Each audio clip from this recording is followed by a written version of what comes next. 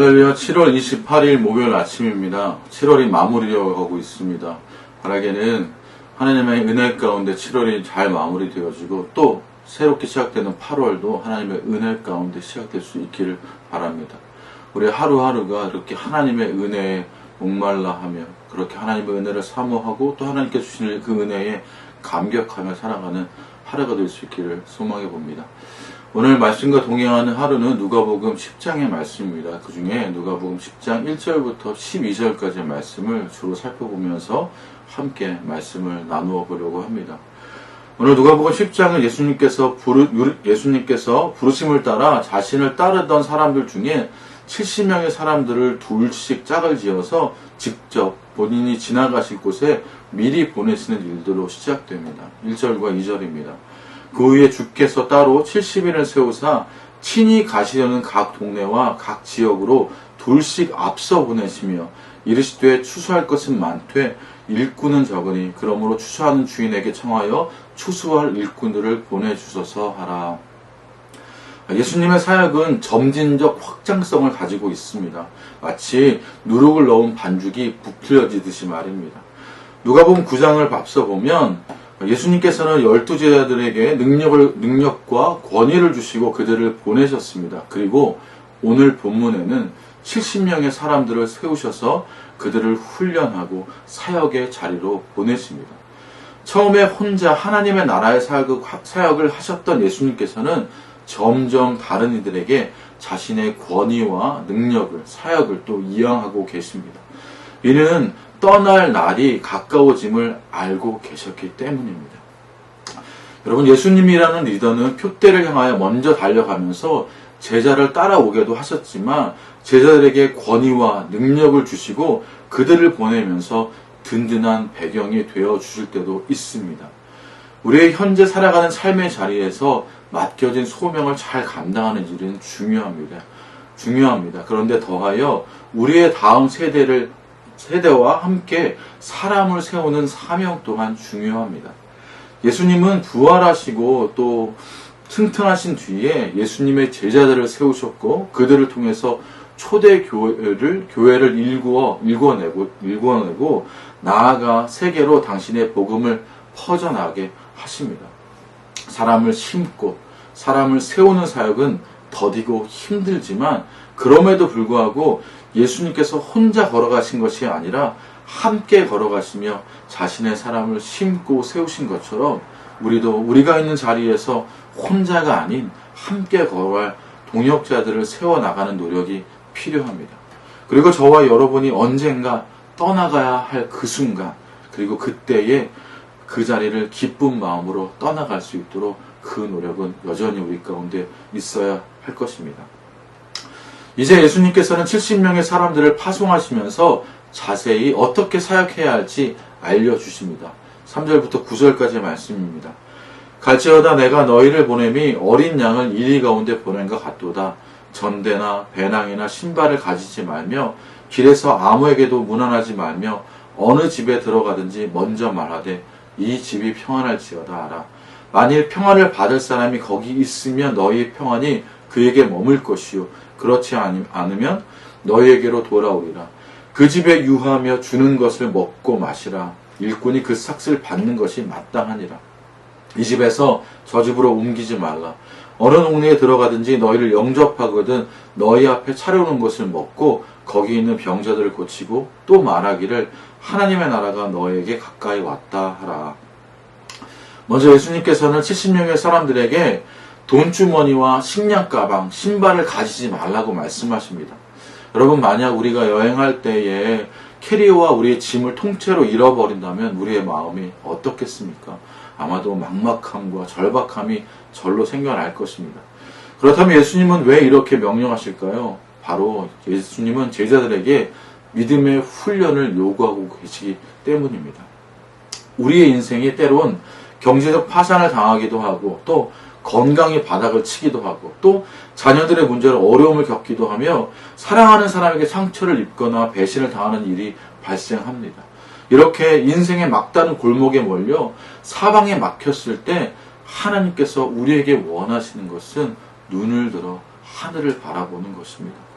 출애굽한 이스라엘 백성들이 뒤에서는 애굽의 군사들이 쫓아오고 또 앞에는 홍해 바다가 넘실대는 상황에 처해 절망에 빠졌을 때 모세는 이렇게 말합니다. 출애굽 14장 13절을 보면 모세가 백성에게 이르되 너희는 두려워하지 말고 가만히 있어서 여호와께서 오늘 너희를 위하여 행하시는 구원을 보라. 너희가 오늘 본 애굽 사람을 영원히 다시 보지 아니하리라. 아멘.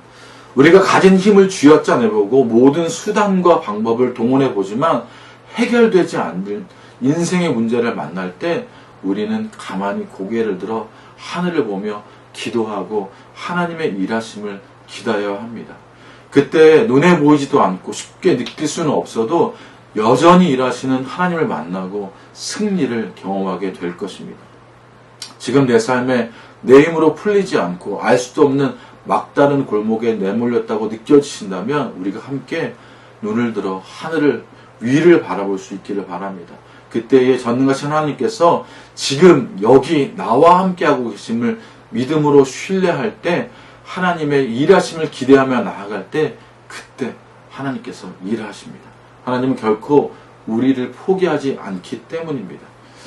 또 예수님께서는 집만 챙기지 말라고 하셨을 뿐만 아니라 방문한 그 집에서 주는 것을 먹고 마시며 이 집에서 저 집으로 옮기지 말라고 명령하십니다. 우리 인간은 생존에 대한 욕구가 강합니다. 전도여행을 위하여 짐을 챙기지 말라고 하신 것은 자신의 생존의 욕구를 하나님께 맡기는 것이었다면 이제는 생존을 넘어 더 안락한 삶을 추구하는 우리의 육신의 정욕을 하나님께 맡기는 훈련을 해야 하는 것을 지금 주님께서는 가르쳐 주고 계십니다.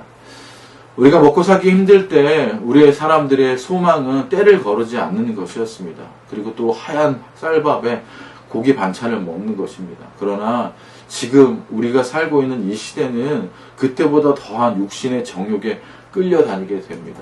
우리 뭐 맛집을 찾아다니고 더 좋은 것, 더 좋은 옷, 또 더 좋은 집을 살고자 하는 그 안락함, 우리 삶 가운데 안락함들을 소망하며 우리의 인생의 많은 것들을 투자합니다.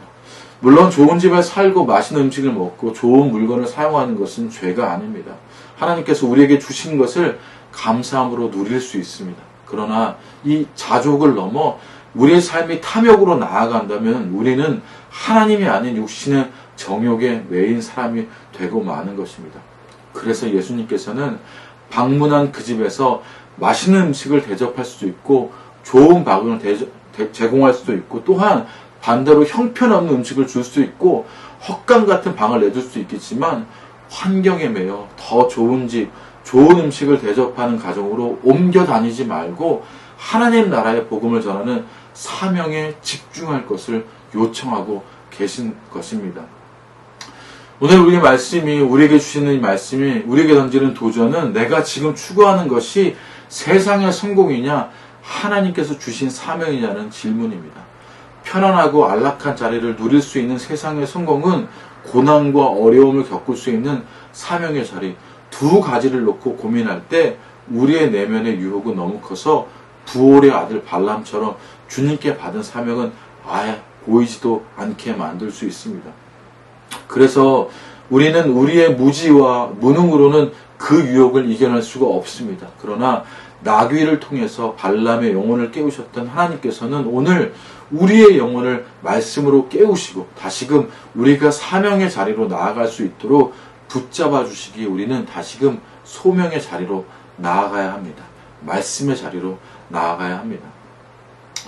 또한 예수님께서는 70명의 의식주에 대해서만 말씀하시지 않고 그들을 영접하지 않는 데 대한 행동도 대처 어떻게 행동해야 할지도 알려주십니다. 10절부터 12절까지의 말씀입니다. 어느 동네에 들어가든지 너희를 영접하지 아니하거든 그 거리로 나와서 말하되 너희 동네에서 우리 발에 묻은 먼지도 너에게 떨어 버리노라. 그러나 하나님 나라가 가까이 온 줄을 알라 하라. 내가 너에게 말하노니 그날에 소돔이 그 동네보다 견디기 쉬우리라. 파송된 자들을 영접하지 않는 동네에 가게 되거든 그 동네를 나와서 묻은 먼지를 털어버리라고 말씀하고 있습니다. 유대인들은 이방 지역을 여행하고 돌아와서 고향과 성전에 들어가기 전에 발에 묻은 먼지를 털어버리는 관습이 있었습니다. 거룩한 곳에 부정한 땅의 먼지조차 허락하지 않겠다는 표현이고 또 하나님의 백성과는 상관없는 땅임을 나타내는 것입니다. 오늘 예수님께서 70인의 사람들에게 발에 먼지를 떨어버리라고 하신 것은 영접하지 아니한 동네 사람들의 핏값에 대해서 제자들이 무죄하다는 것을 선언하는 것입니다. 예수님께서 그들에게 구원의 복음을 전하려 보내셨지만 그것을 거부함으로 당해야 하는 죄값은 그들 스스로가 치료해야 함을 의미하며 스스로 전도자들을 거부함으로 하나님의 나라와도 상관없는 곳임을 나타내는 말씀이 바로 이 말씀에 대한 해설입니다. 마지막으로 여러분, 오늘 저와 여러분의 삶의 자리를 한번 돌아봅시다. 저와 여러분은 하나님의 나라를 위한 사명을 홀로 감당하고 계십니까? 하나님과 함께하지도 않고 또 동역자와 함께하지도 않으면서 자신의 지혜와 능력을 의지하며 하나님의 일을 하고 있진 않습니까? 우리는 예수님처럼 떠날 때를 기억하고 사람을 심고 세울 수 있는 인내와 지혜가 있어야만 합니다.